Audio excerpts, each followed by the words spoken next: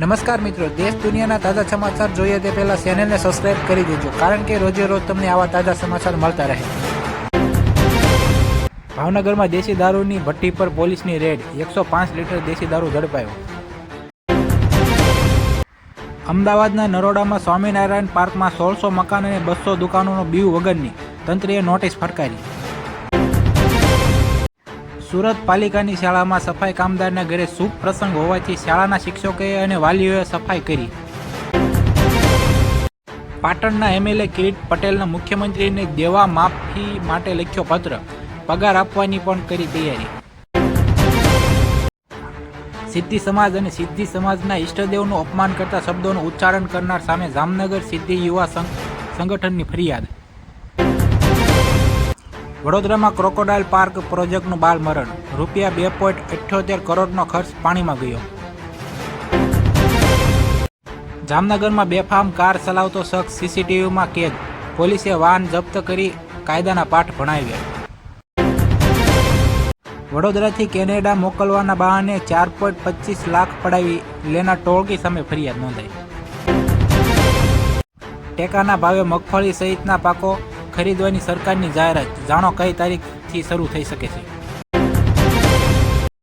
જૂનાગઢમાં મહાદેવ ભારતી બાપુ ત્રીજા દિવસે જંગલમાંથી મળ્યા, સારવાર માટે સિવિલ હોસ્પિટલ ખસેડાયા। મિર્ઝાપુરમાં મોટી ટ્રેન દુર્ઘટના, કાલકા આવડા એક્સપ્રેસની આડફેટે આવતા 6 જેટલા શ્રદ્ધાળુઓની મોત થઈ। સોમનાથ મંદિરમાં કાર્તિકી પૂર્ણિમાએ ચંદ્રમાં ધ્વજ અને જ્યોતિર્લિંગ એક સીધી રેખામાં જોવા મળશે। બરફની સફેદ ચાદરથી ઢંકાયું જમ્મુ કાશ્મીર, ગુલમર્ગમાં હિમવર્ષાનો અદ્ભુત નજારો જોવા મળ્યો। વડોદરાની બેકરી સામે રોષ, સંતુષ્ટિના આઉટલેટમાંથી ફૂગવાળી ચીઝ કેક નીકળી, વિદ્યાર્થીઓએ કાર્યવાહી માટે કરી માંગ। વડોદરા અમદાવાદ એક્સપ્રેસ હાઈવે પર ઘટ ધુમ્મસ છવાતા વાહન ચાલકોમાં મુશ્કેલી સર્જાઈ।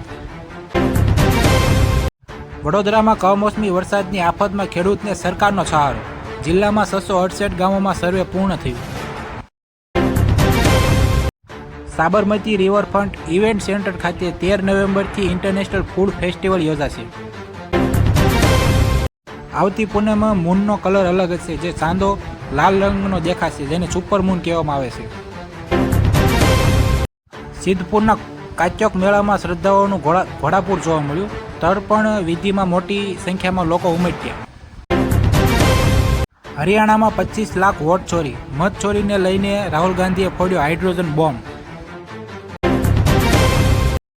વડોદરા અમદાવાદ એક્સપ્રેસ ઉપર ફરી ટુ વ્હીલર જોવા મળ્યું, સુરક્ષાને લઈને ઉઠ્યા સવાલો। અમેરિકાની ચૂંટણીમાં 3 ભારતીયોનો દબદબો, મમદાની સહિત ગજાલા અને જે સિંહ પણ જીત્યા। હરિયાણામાં 25 લાખ વોટ ચોરીનો દાવો, ચૂંટણી પંચ સામે રાહુલ ગાંધીના સનસનીખેજ આક્ષેપો।